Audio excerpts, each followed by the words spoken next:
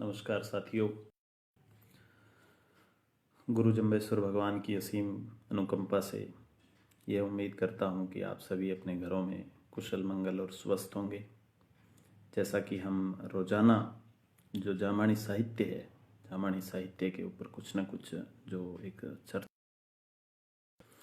और हमारी इन चर्चाओं का उद्देश्य यही है कि समाज के अंदर जो जामानी साहित्य है उसके प्रति एक रुचि पैदा हो, पठन पाठन के प्रति रुचि पैदा हो, और कहीं न कहीं एक जो आज के समय की जो ज़रूरत है, जामानी साहित्य जो इस समय के अंदर जब मानव हतोताश है, इस समय के अंदर जो कहीं न कहीं आशा की किरण जो जामानी साहित्य एक पैदा कर सकता है, उसका जो एक धरातल है वो हम तैयार करने की कोशिश कर रहे हैं। उम्मीद करता हूँ कि आप इससे ज़रूर लाभान्वित हो रहे होंगे। मैं अपनी चर्चा को कल मैंने जहाँ पर पूर्ण विराम दिया था वहीं से ही मैं इसको पुनः कर रहा हूँ कि हम पुनः वापिस उसी समय में लौटते हैं जब गुरु महाराज जाम्बो जी समराथल धोरे पर पंथन करते हैं। तो जो 36 जातियों के लोग हैं, बिरादरी के लोग हैं, वो वहाँ पर आते हैं, गुरु महाराज से संवाद करते हैं, और संवाद करने के बाद में वो उनके ज्ञान, दर्शन और आचार विचार से प्रभावित होकर विष्णुई पंथ में प्रविष्ट होते हैं। केवल वही प्रविष्ट नहीं होते हैं, बल्कि उनके प्रविष्ट होने के बाद में वो जो परिवार होते हैं उनकी दशा और दिशा एकदम से ही बदल जाती है, और उसका प्रभाव ये पड़ता है कि उनकी जो आगे आने वाली पीढ़ियां होती है, उन पीढ़ियों के अंदर भी उसका जो एक अमिट प्रभाव है वो सदा से ही रहता है। ऐसे ही गुरु महाराज के भक्त थे बरसिंह जी बेनीवाल। ये जांगलू गांव के रहने वाले थे, और बरसिंह जी बेनीवाल जो है, गुरु महाराज ने एक बहुत ही समाज उपयोगी कार्य करने का निर्देश दिया था।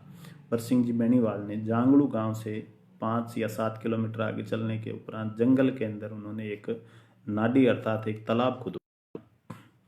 कहते हैं कि गुरु महाराज के समय में जो उनका सबसे बड़ा मानव समुदाय को एक योगदान था वो यही था कि वो उन्होंने जल संरक्षण के ऊपर इतना कार्य जितना शायद ही किसी ने आज तक किया हो। कहते हैं कि गया है कि कलयुग में जम्ब गुरु की भी पगे पगे पगवाए, अमृत जल से हेद भरी हर कोई पीवो आए। दो इसके अर्थ निकलते हैं। एक तो ये है कि ये वो समय था जब ज्ञान और दर्शन की जो बातें हैं वो अंदर गुरु महाराज ने और दर्शन का जो उपदेश है वो लोगों को दिया। दूसरा इसका ये भी है कि गुरु महाराज ने जगह जगह पर जो जल संरक्षण है इसकी इतनी अच्छी व्यवस्था की कि वो लोग जो बहुत ही ऊंडे नीर की जगह भी रहते थे उन्हें जल का अभाव कभी खटकता ही नहीं था। थे उनको नाडी जो तालाब है वो खुदवाने का उनको आदेश हुआ। बरसिंह जी बेनीवाल ने एक बहुत ही सुंदर नाडी खुदवाई। आप जब कभी भी जांगलू जाएं तो किलोमीटर आगे उस जो जांगलू की साथरी है वहाँ जांगलू की साथरी जरूर जाएं। वो जांगलू की साथरी जहाँ पर है वहीं पर वो नाडी है। वो एक समतल मैदान है, समतल मैदान के बीच में एक बहुत ही सुंदर नाडी बनवाई हुई है, तो आप वहाँ उसके दर्शन जरूर करें।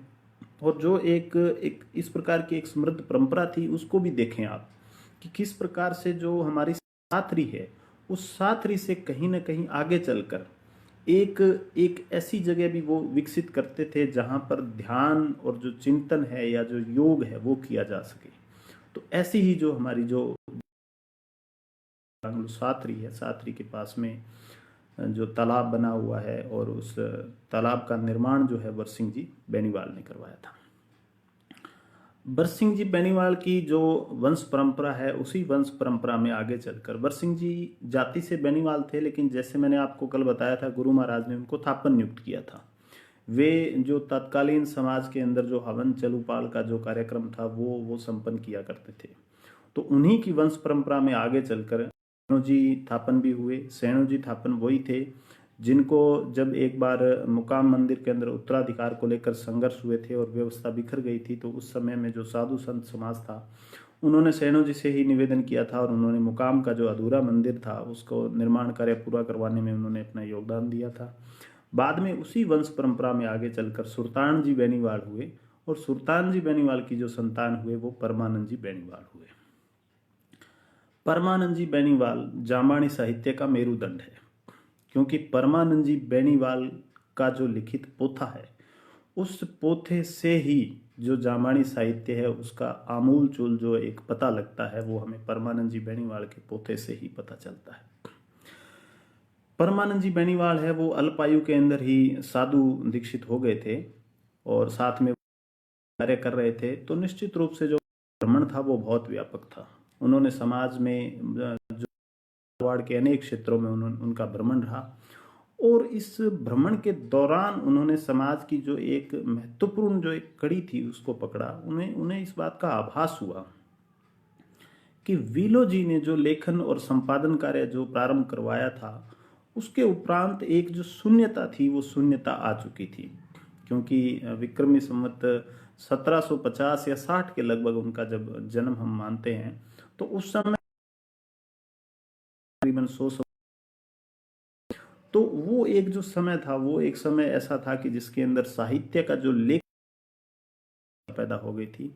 परमानंद जी ने उस जो एक आवश्यकता थी उस आवश्यकता को समझा और उस आवश्यकता को समझने के बाद में उस पर उन्होंने अपना कार्य करना प्रारंभ किया। परमानंद जी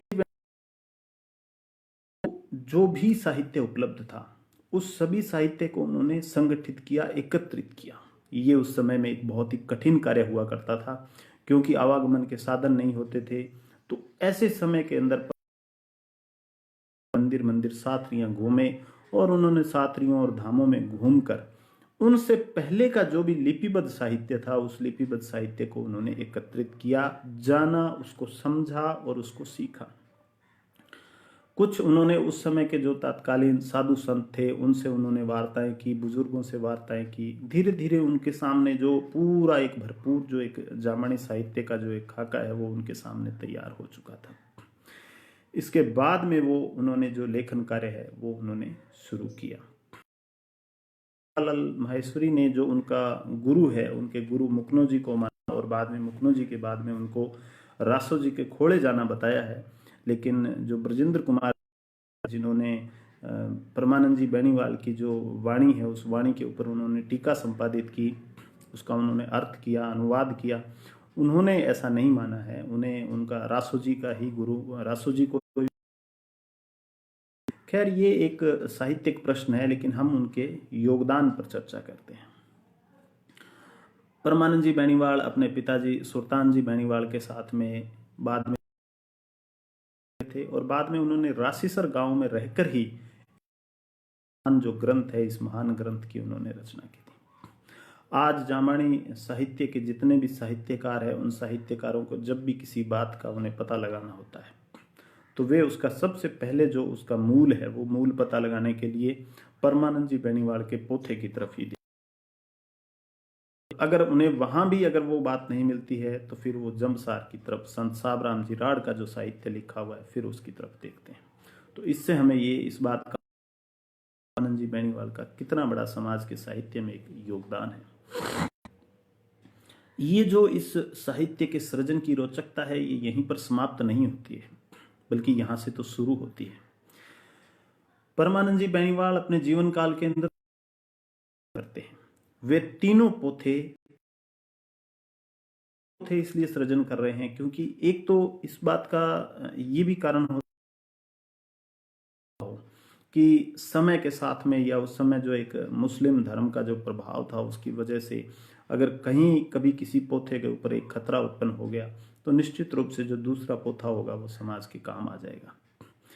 या इसका ये भी एक कारण रहा होगा कि परमानंद जी ने इस बात की गंभीरता को भी समझा होगा कि 100 हमारा जो उससे भी प्राचीन जो साहित्य था वह काल कल्वित हो गया तो यह भी कल्वित हो सकता है। इसलिए उन्होंने इसकी सार्थकता को समझा और उन्होंने 3 पोथे लिपिबद्ध किए। कालांतर में जो हमारे पास में है वो एक पोथा जो है वो अभी कुछ वर्षों तक पहले हमारे पास में उपलब्ध रहा। वो जो पोथा उपलब्ध कैसे रहा उसकी भी एक बहुत रोचक कहानी है। कहते हैं कि बाद में अकाल पड़ा तो जो परमानंद जी बेनीवाल के जो वंशज थे आगे उनसे जो आने वाले उन्होंने फिर वहां से रासीसर गांव को छोड़ दिया और रासीसर गांव को छोड़कर वो तरफ मजदूरी करने चले गए। जब वो जाने लगे तो उन्हें कुछ धन की आवश्यकता थी तो उन्होंने एक उसी गांव का रहने वाला एक ब्राह्मण था उन्होंने एक जो वो परमानंद जी के पास में रैन रख दिया और रैन रखकर वो अपनी मजदूरी करने पंजाब और मालवा की तरफ चले। फिर जिनके पास में वो रख के गए थे वो उस समय चीमो नाम का एक ब्राह्मण था जो रूनिया गांव में उसका ननिहाल था। तो वो उसके हाथ में जब ये पोथा आ गया तो वो सलूंडिया ग्राम में चला गया।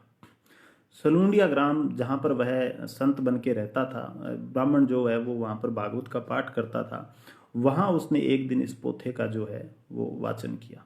जब इस पोथे का वाचन हुआ तो जो उस समय लालासर शास्त्री के महंत थे जगराम दास जी जाखड़ जो है वो अल्पायु में जो साधु हो गए थे, वो उस समय वहाँ पर मौजूद थे। तो उन्होंने बड़ा आश्चर्य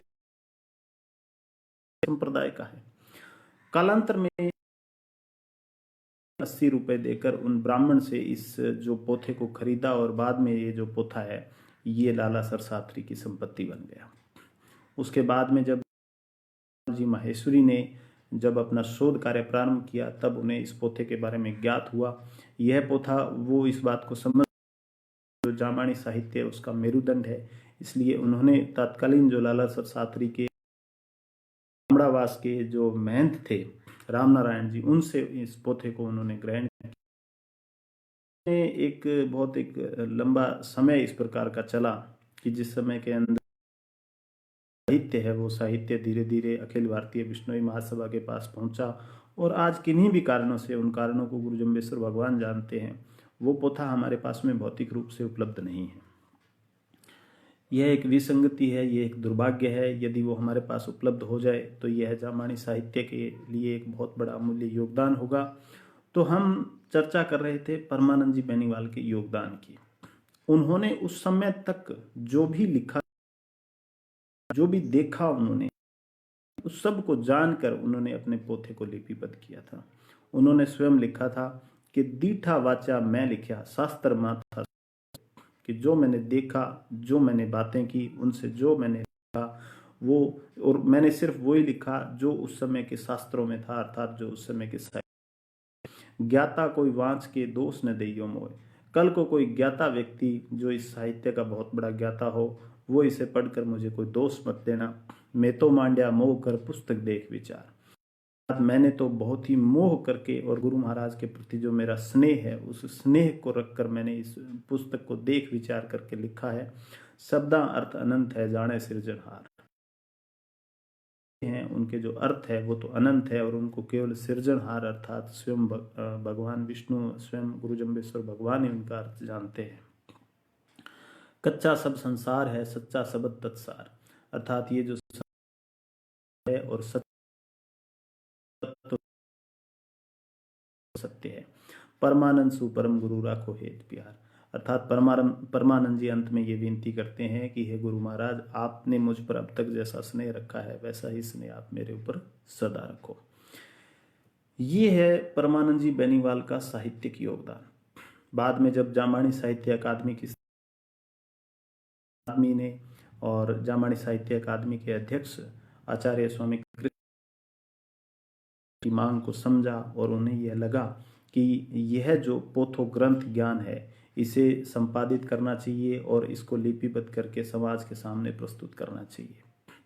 उस समय उन्होंने हरि नारायण बिश्नोई हैं जो कि पहले अकादमी के सचिव के तौर पर कार्यालय सचिव के तौर पर कार्य कर रहे थे, उनकी उन्होंने भरपूर सेवाएं ली और भरपूर सेवाएं लेकर उसको पूरे उस पोथे को उन्होंने टाइप करवाने के बाद में जो हरि नारायण बिश्नोई है खुद सुग्राम निवासी, उन्होंने इसको टाइप किया और टाइप करने के बाद में स्वामी जी ने उसका संपादन किया और संपादन करके इसको समाज को समर्पित किया।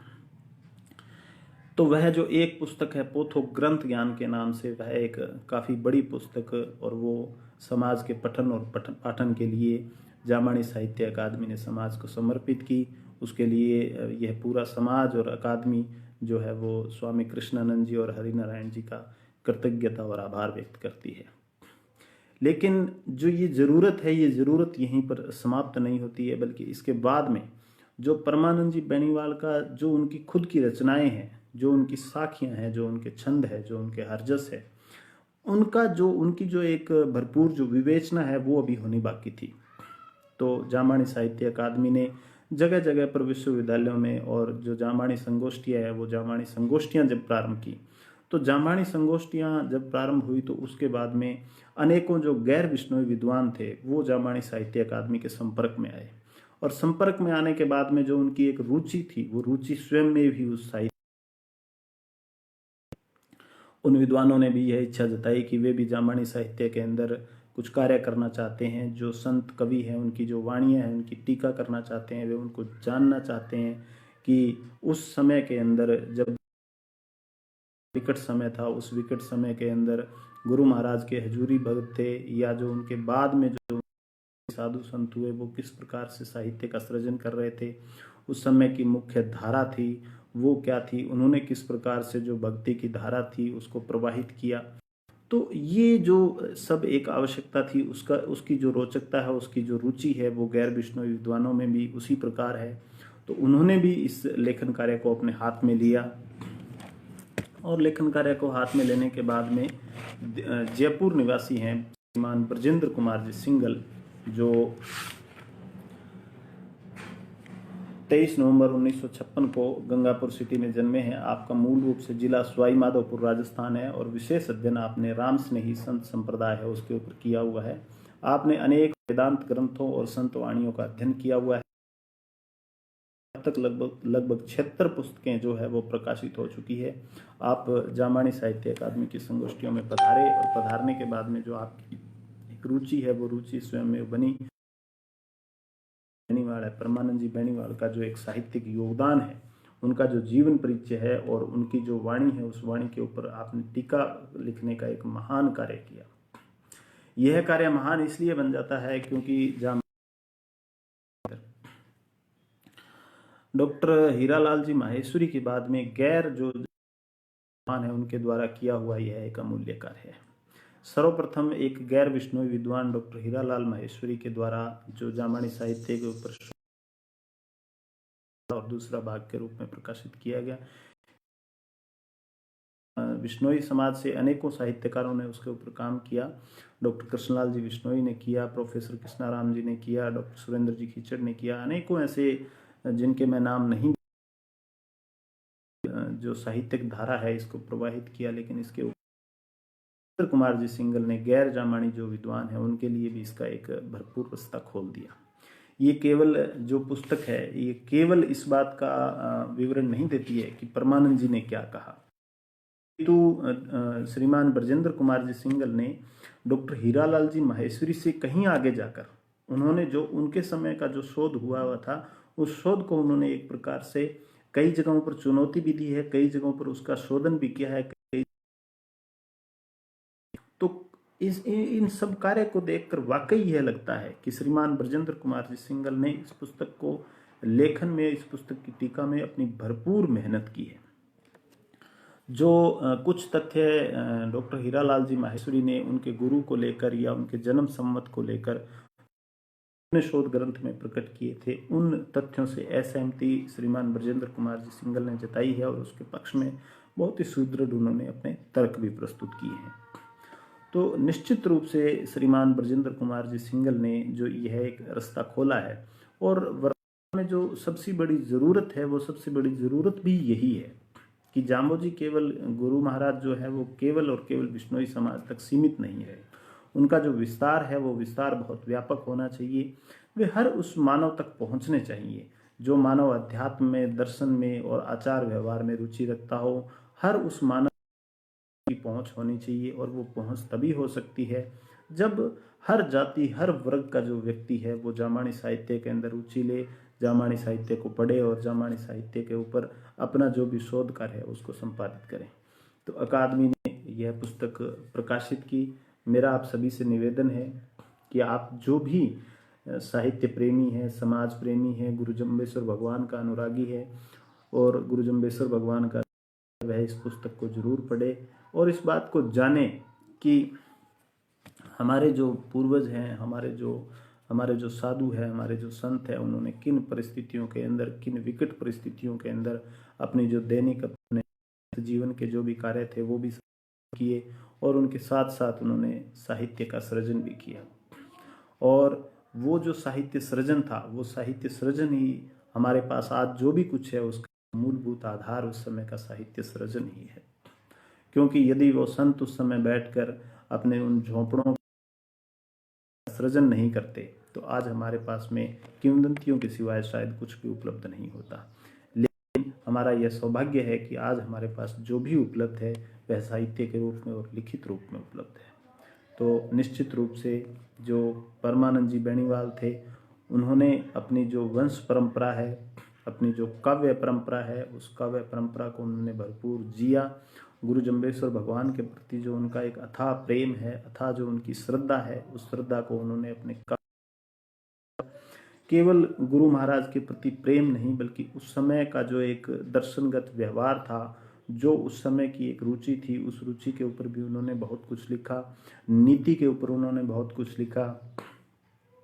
उन्होंने उस समय मानव समुदाय को केवल एक विष्णु ज्ञान का उपदेश दिया।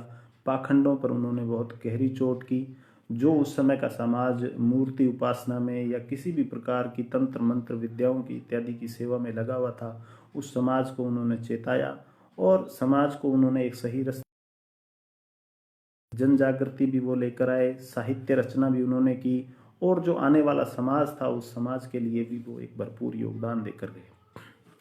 हम जो परमानंद जी बेनीवाल ने किया है, हम उसमें केवल इतना योगदान दे सकते हैं कि हम उनके द्वारा जो लिखा हुआ है एक बार पढ़ें अवश्य, क्योंकि इतना योगदान तो हमें करना ही चाहिए। जब उन्होंने जीवन इस कार्य के लिए समर्पित कर दिया और उन्होंने अपना पूरा जीवन लगाकर जो साहित्यिक रचनाएं लिखी और उन साहित्यिक रचनाओं के अंदर उन्होंने गुरु महाराज का जो जीवन दर्शन है, उनका जो आचार व्यवहार है, उसका उन्होंने जो सार रूप है वो प्रस्तुत किया, तो निश्चित रूप से हमारा ये दायित्व तो बनता है कि हम भी परमानंद जी बेनीवाल को जानें। और गुरु महाराज को जानने के लिए हमें हैं जो हुजूरी कवि है या उनके बाद के जो कवि है, उन्हें जानना बहुत जरूरी हो जाता है, क्योंकि वो एक प्रकार से उस समय के बहुत नजदीक है, उस बात को बहुत ही प्रखरता से कहते हैं जो गुरु महाराज ने उनके समक्ष होकर कही है। तो मेरा निवेदन आपसे यही है कि जिन्होंने न केवल अपनी रचनाएं लिखी बल्कि उस समय तक जो भी रचनाएं लिखी जा चुकी थी उन सभी रचनाओं को उन्होंने संकलित भी किया, संग्रहित भी किया। जिस सोच को समाज सन 2011 या 2000 है कि हमारे समाज का जो साहित्य वो एक स्थान पर होना चाहिए, उस साहित्य पर शोध होना चाहिए, उस साहित्य का लेखन संपादन और उस साहित्य के ऊपर टीकाएं होनी चाहिए, उस महान कार्य को है वो 17वीं शताब्दी के अंत तक आते आते परमानंद जी बेनीवाल समझ जाते हैं। तो आप निश्चित रूप से समझ सकते हैं कि परमानंद जी बेनीवाल कितनी दूरदर्शी सोच के धनी रहे होंगे। उन्हें इस बात का भरपूर आभास रहा होगा कि यदि समाज के पास में लिखित साहित्य नहीं होगा तो कालांतर में समाज को किसी भी तरफ मोड़ा जा सकता है। इसलिए उन्होंने लेख को और जो लिपिबद्ध करने का कार्य है, इन तीनों कार्यों के अंदर अपनी महती भूमिका।